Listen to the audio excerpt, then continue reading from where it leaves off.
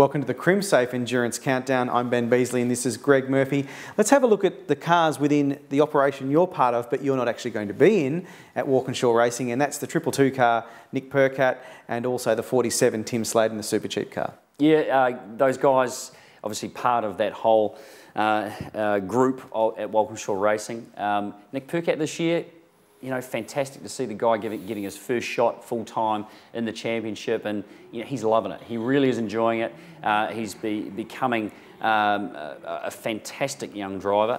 The development that he's had this year and the work he's been doing, you know, he deserves everything he gets. So great to see him doing that, showing some awesome speed and learning and utilising the group, the 4 cars, to make the most of his opportunity. So good to see that. He's got Ollie Gavin driving with him. You know, Ollie's an amazing driver, does so much stuff around the world, lots of endurance racing, part of the Corvette squad there in America, and you know, his pedigree is enormous. And I've driven with Ollie a couple of years ago at Kelly Racing as well, and he adapted to these cars very, very quickly. So I expect that to be a pretty good combination, albeit he hasn't got any experience at Bathurst.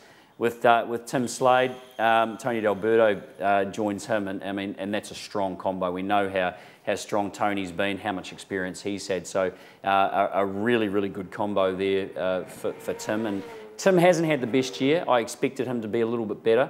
Obviously going through a few growing pains there at Walkinshaw Racing, but no, undoubted his ability. And I think it's just a matter of time before he gets on top of things. Well, let's hear a little bit more from the Walkinshaw Racing squad.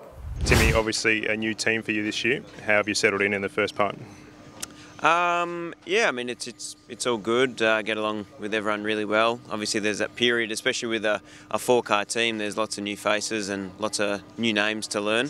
So still probably learning a few people's names, people that you don't get to see, you know, all the time at the racetrack, and also people back in the factory. But no, I'm comfortable. You know, I was fairly happy with the start of the year, but you know, the last few rounds have been disappointing and frustrating for a few different reasons. So you know, looking forward to the upcoming races to hopefully turn that back around. We see this Walkinshaw package is something that's evolving a lot through the season, heavy development process. But have you got any read on how the car will sort of handle the likes of Bathurst?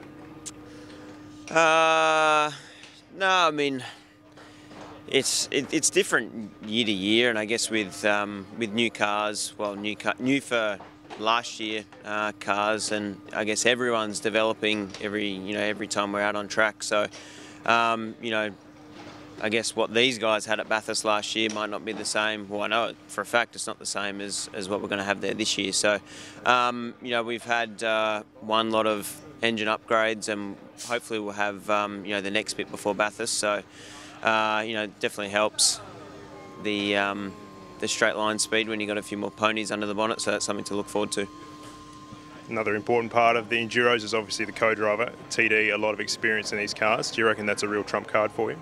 Yeah, definitely. I'm stoked to have TD with us for the Enduros. I think, you know, if you can get any guy that's sort of fresh out of the main championship, then it's a big bonus. So yeah, looking forward to having him for the 3 Enduros. You know, it's one of those places that you dream about driving around, and I embraced my weekend there, and I really did enjoy it. You know, whether it's, you know, the elevation change, or whether the blind crests, or whether it's the high-speed stuff coming down towards the chase, or, you know, the long Conrod Straight, or, you know, the stuff over the top of the mountain, you know, Skyline, you know, all of those spots on the track are you know, very memorable. You know, they're spots that you will always be able to recall. I mean, Bathurst is one of those pinnacle circuits. It's the Bathurst 1000. As I was growing up as a lad, you know, it was on the BBC, and it was broadcast. And it was one of those races that you just wanted to go and see, or if you ever had a chance to be in anything like that, to just drive around Bathurst would just be phenomenal. So I've managed to do that now.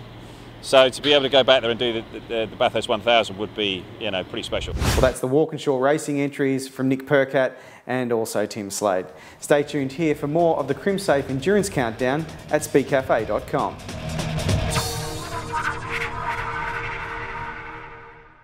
We've been robbed a couple of times actually. So we had this screen installed. For cheap alternative. They look identical, so you think you're getting an equivalent product and you're not. Most Crimsafe lookalikes can pop out because they're only held in with a piece of plastic.